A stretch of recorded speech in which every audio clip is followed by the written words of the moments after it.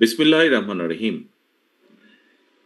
বাংলাদেশ সম্মিলিত পেশাজীবী পরিষদ আয়োজিত জুলাই আগস্ট গণ অভ্যুত্থানে পেশাজীবীদের অবদান শীর্ষক আজকের এই আলোচনা সভার সম্মানিত সভাপতি ডক্টর জাহিদ, শহীদ পরিবারের সম্মানিত সদস্যবৃন্দ,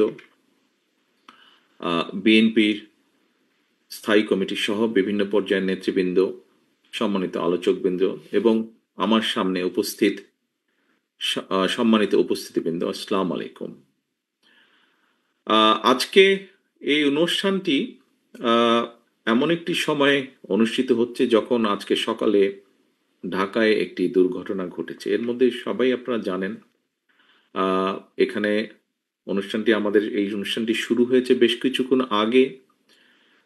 এখানে বিভিন্ন ব্যক্তি যারা বিগত 17 বছর ধরে বিভিন্ন নির্যাতিত হয়েছেন, বিভিন্ন পেশাজীবী মানুষ, তাদের পরিবারের সদস্যরা তাদের অত্যাচারের বিভিন্ন বর্ণনা এখানে তুলে ধরেছেন।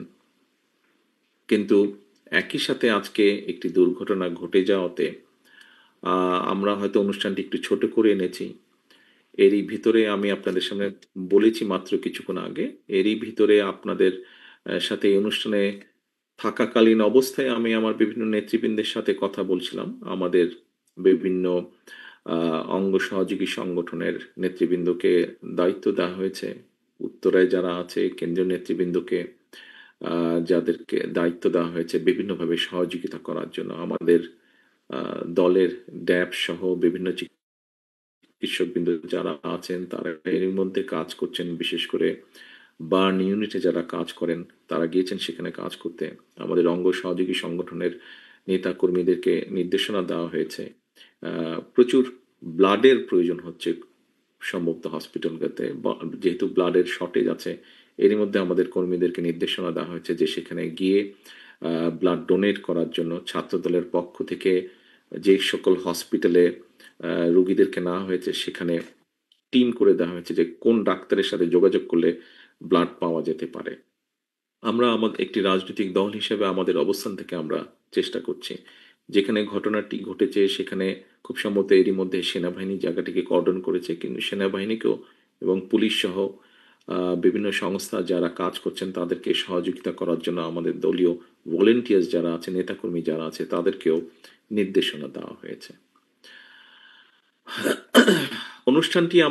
আজকের এই অনুষ্ঠানটি পেশাজীবী পরিষদ কর্তৃক আয়োজিত আজকের এই অনুষ্ঠানটি আমরা একটি মানসিক প্রস্তুতি নিয়ে করেছিলাম আমরা। তবে স্বাভাবিকভাবে এই দুর্ঘটনার জন্য কিছুটা হলেও আমাদেরকে মানসিক প্রস্তুতি সেটির পরিবর্তন করা হয়েছে। আমরা অনেক মানুষ এখানে এসেছিলেন যাদেরকে আমরা অনুরোধ করেছিলাম আসার জন্য, তাদের কষ্টের কাহিনীগুলো তুলে ধরার জন্য, কষ্টের কথাগুলো তুলে ধরার জন্য। আজকে আনফরচুনেটলি এমন একটি ঘটনা ঘটেছে যেখানে আরো কিছু পরিবার দুর্ঘটনার মাধ্যমে। প্রিয় উপস্থিতিবৃন্দ, দীর্ঘ 1.5 দশকেরও বেশি সময় ধরে জনগণের কাঁধে একটা ফ্যাসিবাদী শাসন চেপে বসেছিল এবং এই শাসনের অবসান ঘটানোর জন্যই কিন্তু শিক্ষক, সাংবাদিক, পেশাজীবী থেকে শুরু করে শ্রমজীবী, কর্মজীবী মানুষ, দিনমজুর, রিক্সা চালক, ভ্যান চালক, সিএনজি চালিত অটোরিক্সা চালক, ট্রাকের হেল্পার বা চালক, হোটেল রেস্টুরেন্টের কর্মচারী, গার্মেন্টসের শ্রমিক, সবাই কিন্তু এই যে দীর্ঘ 15 বছর আমাদের কাঁধে সে চেপে বসে স্বৈরাচার, সেই স্বৈরাচারকে হটানোর জন্য সাহসের সঙ্গে এই মানুষগুলো কিন্তু সমাজের বিভিন্ন শ্রেণী পেশার মানুষ রাজপথে নেমে এসেছিলেন।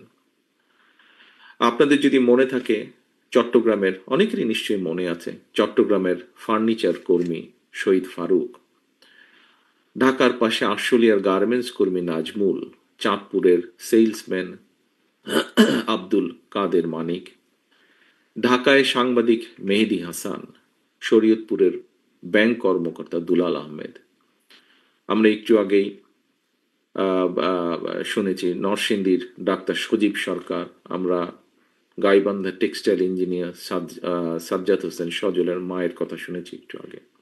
সারা দেশ থেকে এমন অসংখ্য অসংখ্য শ্রমজীবী, কর্মজীবী, পেশাজীবী মানুষ অকাতরে জীবন বিলিয়েছিলেন দেশকে মুক্ত করার জন্য। আমাদেরকে আজকে অবশ্যই স্বীকার করতে হবে, জুলাই আগস্ট আন্দোলনকে গণ অভ্যুত্থানে পরিণত করার ক্ষেত্রে শ্রমজীবী, পেশাজীবী মানুষের অবদান এবং আত্মত্যাগ সবচাইতে বেশি। আমরা গতকালের একটি পত্রিকার খবরেও যদি দেখি, তারা একটি নিউজ করেছেন বিভিন্নভাবে, আমরা দেখেছি যে শ্রমজীবী এবং পেশাজীবী মানুষের অবদান এবং আত্মত্যাগ সবচেয়ে বেশি। গণ অভ্যুত্থানে শ্রমজীবী, কর্মজীবী, পেশাজীবী মানুষ সবচেয়ে বেশি সংখ্যক কিন্তু শহীদ হয়েছেন, আমরা যদি স্ট্যাটিস্টিক্স দেখি। সম্মানিত উপস্থিতিবৃন্দ, 2024 সালের জুলাইয়ে রংপুরের বেগম রোকেয়া বিশ্ববিদ্যালয়ের শিক্ষার্থী শহীদ আবু সাইদ, চট্টগ্রাম কলেজের ছাত্র শহীদ ওয়াসিম সহ কমপক্ষে 6 জন শহীদ হয়েছিলেন। 16 জুলাই থেকেই কিন্তু আমরা যদি দেখি, আজকে যদি সেই সময়কার ঘটনাগুলো দেখি, আমরা পত্রপত্রিকাগুলো বের করি, আমরা দেখতে পাবো যে 16 জুলাই থেকেই কিন্তু মূলত আন্দোলন গণ অভ্যুত্থানের রূপ নিয়েছিল। ঐতিহাসিক 16 জুলাই তারিখে 6 জন শহীদের অন্যতম ছিলেন কিন্তু চট্টগ্রামের ফার্নিচার দোকানের কর্মচারী শহীদ ফারুক।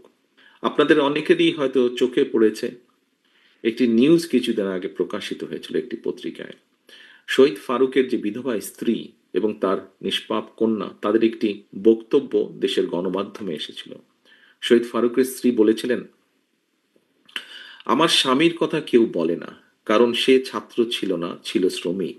আর শহীদ ফারুকের 8 বছর বয়সী কন্যা ফাহিমা তার মায়ের কাছে জানতে চেয়েছিল, সেই নিউজের মধ্যেই ছিল যে জানতে চেয়েছিল, আম্মু, ওরা আবু সাইদ, ওয়াসিম, মুগ্ধের কথা বলে, আমার বাবার কথা কেন বলে না? সম্মানিত অতিথিবৃন্দ, উপস্থিতিবৃন্দ, আমি মনে করি শহীদ ফারুকের বিধবা স্ত্রী এবং কন্যার এই প্রশ্নের জবাবের মধ্যেই কিন্তু নিহিত রয়েছে আমাদের চলমান প্রচলিত প্রথাগত রাজনৈতিক সংস্কৃতির পরিবর্তনের এক গুরুত্বপূর্ণ বার্তা। শহীদগণ শুধুমাত্র কিন্তু একটা সংখ্যা নন, কারণ একটি প্রাণের সমাপ্তির অর্থ হলো একটি পরিবারের মৃত্যু, একটি স্বপ্ন সম্ভাবনার অবসান। অথচ আমরা দেখছি যে আমাদের এই বর্তমানে যে অন্তর্বর্তীকালীন সরকার, যার কাছে দেশের প্রত্যেকটি শ্রেণী পেশা মানুষের একটি আকাঙ্ক্ষা আছে, যারা রাষ্ট্র এবং রাজনীতি সংস্কারের জন্য অনেক সময় ব্যয় করছেন, মাসের পর মাস ব্যয় করছেন, বাট খুব দুঃখজনকভাবেও দেখি যদি আমরা, তাহলে দেখব যে প্রায় 1 বছর হয়ে যাচ্ছে, আর কয়দিন পরেই 1 বছর হবে, কিন্তু এই 1 বছরও গণ অভ্যুত্থানে যে শহীদদের একটি তালিকা হতে হবে, সেই তালিকাটি কিন্তু এখনো চূড়ান্ত হয়নি। একজন রাজনৈতিক কর্মী হিসাবে আমার কাছে মনে হয়েছে যে দীর্ঘ 1 বছরেও শহীদদের সংখ্যা চূড়ান্ত বা তালিকা চূড়ান্ত করতে না পারার যে বিষয়টি, ভবিষ্যতের ইতিহাসে এটা হয়তো একটা আমাদের সকলের জন্য একটা চূড়ান্ত ব্যর্থতা হিসেবে একটা একটা চিত্রায়িত হবে বিষয়টি। দুঃখজনকভাবেও যদি আমরা দেখি, খুব দুঃখজনক একটি বিষয় যদি আমরা খেয়াল করি, যে গণ অভ্যুত্থানের কৃতিত্বকে কক্ষিগত করার জন্য আমরা অনেককেই দেখি খুব তৎপর, বিভিন্নভাবে তৎপর। মানে শহীদদের তালিকা তৈরি করার ক্ষেত্রে যদি এই তৎপরতাটা থাকতো, তাহলে হয়তো নিশ্চয়ই আমরা এতদিনের শহীদদের একটা চূড়ান্ত তালিকা তৈরি করতে পারতাম। আমি আমার দলের পক্ষ থেকে একজন রাজনৈতিক কর্মী হিসাবে অন্তর্বর্তীকালীন সরকারের দৃষ্টি আকর্ষণ করে বলবো, সরকার এর পরিচালনায় যে গৃহীত যে কার্যক্রম পরিচালনা হচ্ছে, এক্ষেত্রে বোধহয় প্রায়োরিটি ইস্যু কতগুলো থাকা উচিত, অগ্রাধিকার কতগুলো ইস্যু বোধহয় থাকা উচিত। কারণ রাষ্ট্র মেরামতের লক্ষ্যে সরকারের বিভিন্ন তালিকায় নিত্য নিয়মিত যদি নতুন ইস্যু যুক্ত হলে বিভিন্ন রকম সমস্যাও দেখা দিতে পারে। আমাদেরকে একটা জায়গায় প্রায়োরিটি অনুযায়ী থাকতে হবে। আমরা যদি খুব ভালো করে খেয়াল করে দেখি যে শিক্ষা সংস্কারের অনেকগুলো বিষয়ের মধ্যে শিক্ষা সংস্কারের বিষয়ে কিন্তু সরকারের দৃষ্টিভঙ্গি কিছুটা হলেও জনগণকে বিস্মিত করেছে। গণমাধ্যম যদি আমরা দেখি, যে গণমাধ্যমে প্রকাশিত যে রিপোর্ট, সেখানে বলেছে যে প্রাথমিক থেকে উচ্চশিক্ষা পর্যন্ত শিক্ষাক্ষেত্রের কোনো স্তরেই কিন্তু গণ অভ্যুত্থানের 1 বছর পরেও স্বাভাবিক একাডেমিক পরিবেশ কিন্তু ফেরানো সম্ভব হয়নি। আমাদের ক্যাম্পাসগুলোকে যদি আমরা অন্ধকারে রেখে পুঁথিগত সংস্কার দিয়ে যদি আলোকিত বাংলাদেশ গড়বো, এটা যদি চিন্তা করি, সেটা গড়া সম্ভব কিনা, আজকের সম্মানিত উপস্থিতিবৃন্দ সকলের কাছে এই প্রশ্নটি, এই জিজ্ঞাসাটি আমি রাখতে চাই। উপস্থিত সম্মানিত পেশাজীবী ভাই বোনেরা, আমরা দেখেছি কয়েকটা রাজনৈতিক দল হঠাৎ করে এই দেশে পিআর বা সংখ্যানুপাতিক নির্বাচনী দাবি করছেন বা দাবিতে সোচ্চার হয়েছেন। বাংলাদেশে সংখ্যানুপাতিক নির্বাচনী যে ব্যবস্থা প্রবর্তনের অর্থ কিন্তু রাষ্ট্র এবং রাজনীতিতে বিচ্ছিন্নতাবাদ, ফ্যাসিবাদ, চরমপন্থার বিকাশের পথ সুগম করে দেওয়া। সংখ্যানুপাতিক যে নির্বাচনী ব্যবস্থা, এটা কিন্তু বিভ্রান্তিমূলক সমাজ সৃষ্টি এবং সরকার অস্থিতিশীলতার কারণ হয়ে উঠতে পারে বা উঠবে। বাংলাদেশের প্রেক্ষাপটে দেশের স্বাধীনতা, সার্বভৌমত্ব হুমকির সম্মুখীন হয়ে পড়বে। দেশের জনগণের সুদৃঢ় ঐক্য চাইলে কোনোভাবেই আমরা মনে করি সংখ্যানুপাতিক নির্বাচনী ব্যবস্থা চালু হওয়া উচিত না। এই ধরনের দাবি উত্থাপনের বিষয়টিকে কোন কোন দল গণতান্ত্রিক অধিকার হিসাবে দেখলেও, বিবেচনা করলেও, দেশ এবং জনগণের সাথে বিএনপি বাংলাদেশকে সংখ্যানুপাতিক যে পিআর সিস্টেম, এই নির্বাচনী ব্যবস্থার জন্য উপযোগী নয় বলেই আমরা মনে করি। কারণ আমরা যদি একটু দেখি ভালো করে, 2024 সালে গণ অভ্যুত্থানের আরো একবার কিন্তু প্রমাণিত হয়েছে, এই যে গণ অভ্যুত্থান হয়েছে, এই গণ অভ্যুত্থান নিজেই কিন্তু একটি বিষয় প্রমাণ করে। সেটা হলো, দেশকে যদি তাবেদার মুক্ত রাখতে হয়, ফ্যাসিবাদ মুক্ত রাখতে হয়, তাহলে জনগণের ঐক্যই হচ্ছে সবচাইতে বেশি জরুরি।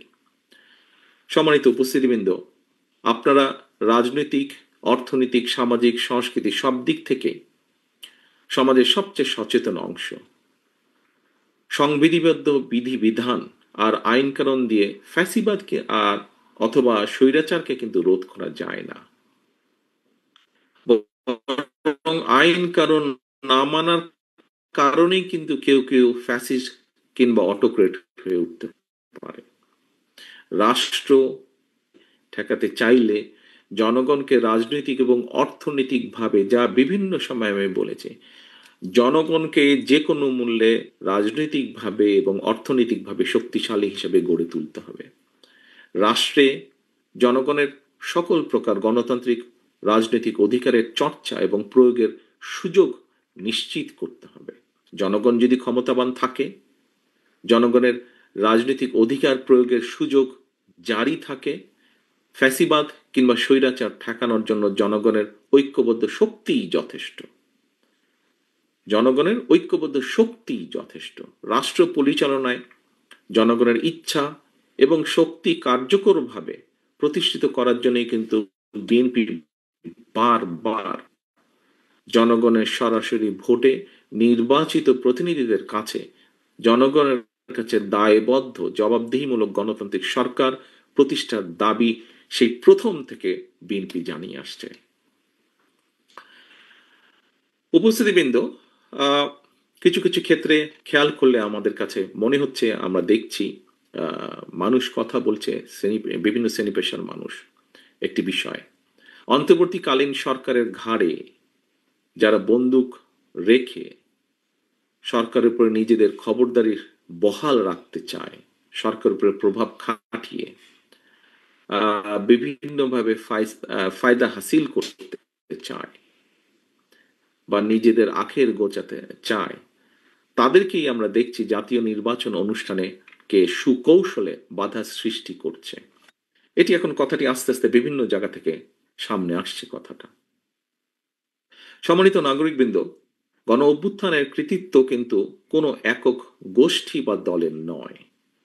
এই কথাটি প্রথম থেকে আমি এবং বাংলাদেশ জাতীয়তাবাদী দল আমরা সকলে বলে আসছি। সকল শ্রেণী পেশার মানুষ একটি গণতান্ত্রিক বাংলাদেশের জন্য জীবন দিয়েছে। অধিকাররা মানুষ নিজেদের অধিকার প্রতিষ্ঠার জন্যই গণ অভ্যুত্থানে অংশ নিয়েছিলেন।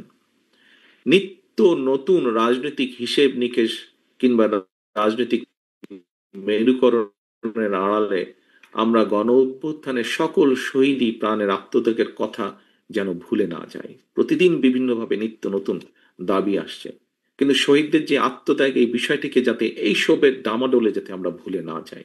এখানে শহীদের কয়েকজন শহীদের স্বজনও কিন্তু এই কথাটি বলেছেন, তুলে ধরেছেন তাদের বক্তব্যে।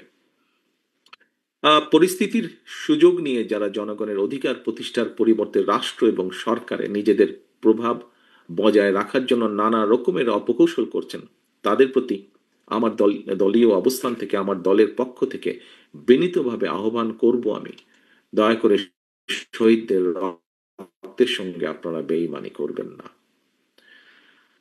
সম্মানিত অতিথিবৃন্দ, শাসক পাল্টেছে, কিন্তু শাসনের চরিত্র বোধহয় পাল্টেনি। জনগণের এমন একটা ধারণা যদি সৃষ্টি হয়, তা হবে কিন্তু গণতন্ত্রকে প্রাতিষ্ঠানিক রূপ দেওয়ার ক্ষেত্রে একটি বিশাল বড় সংকট হবে সেটা, যদি জনগণের মধ্যে এরকম কোনো ধারণা হয়। এজন্যই কিন্তু বারবার বলতে চাই, নিজের জীবন দিয়ে যেসব বীর সন্তানেরা দেশকে ফ্যাসিবাদ মুক্ত করেছেন, এবার সেই সব শহীদদের প্রতি আমাদের ঋণ পরিশোধের পালা। সম্মানিত উপস্থিতিবৃন্দ, 1971 সালে স্বাধীনতা অর্জনের যুদ্ধে শহীদ, 2024 সালে স্বাধীনতা রক্ষার যুদ্ধে শহীদ, কিংবা 71 থেকে আজ পর্যন্ত বিভিন্ন সময় গণতন্ত্র প্রতিষ্ঠার আন্দোলনের শহীদ, এই শহীদগণ রাষ্ট্রীয়ভাবে গ্রহণীয়, স্মরণীয়, বরণীয়। গণ অভ্যুত্থানের সকল শহীদদের প্রতি আমাদের অতল শ্রদ্ধা, শহীদ পরিবারের সদস্যদের প্রতি গভীর ভালোবাসা। সম্মানিত অতিথিবৃন্দ, উপস্থিতিবৃন্দ, জনগণের রায় বিএনপি রাষ্ট্র পরিচালনার সুযোগ পেলে বিভিন্ন রাষ্ট্রীয় স্থাপনা এবং প্রতিষ্ঠানের নামকরণ শহীদদের নামে করার পরিকল্পনা আমাদের রয়েছে। পরিশেষে একটি সুন্দর এবং মেহনতি মহতি অনুষ্ঠানের আয়োজন করেছেন যারা, তাদের সকলকে আন্তরিকভাবে ধন্যবাদ জানিয়ে এবং এই অনুষ্ঠানে উপস্থিত শহীদ পরিবারের সদস্যদেরকে আরও একবার আন্তরিক সম্মান এবং ধন্যবাদ জানিয়ে এবং শহীদদের আত্মার মাগফিরাত কামনা করে, আজ উত্তরার দুর্ঘটনার কারণে যারা নিহত হয়েছেন, একই সাথে যারা নিহত হয়েছেন তাদের আত্মার মাগফিরাত কামনা করে এবং যারা বিভিন্নভাবে ইনজিওর্ড হয়েছেন সেই মানুষগুলোর সুস্থতা কামনা করে আমার বক্তব্য শেষ করছে। আল্লাহ হাফেজ। বাংলাদেশ জিন্দাবাদ, বাংলাদেশ জাতীয়তা। ধন্যবাদ আমাদের প্রাণপ্রিয়